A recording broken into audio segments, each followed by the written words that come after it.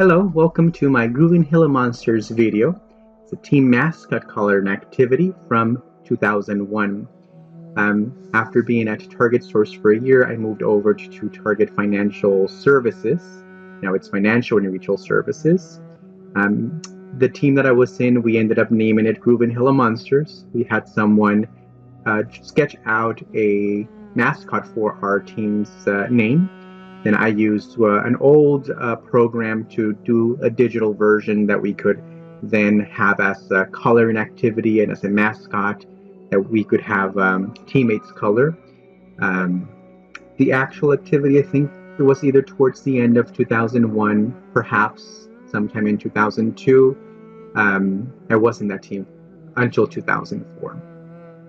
And I went ahead and put in 2001 since that was the year that I joined that particular team.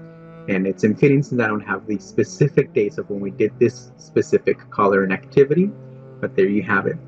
At the bottom, you're seeing each particular Gila monster as it was colored by different teammates that I had at the time.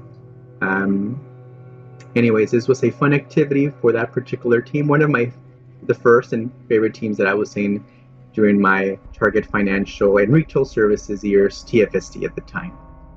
Bye.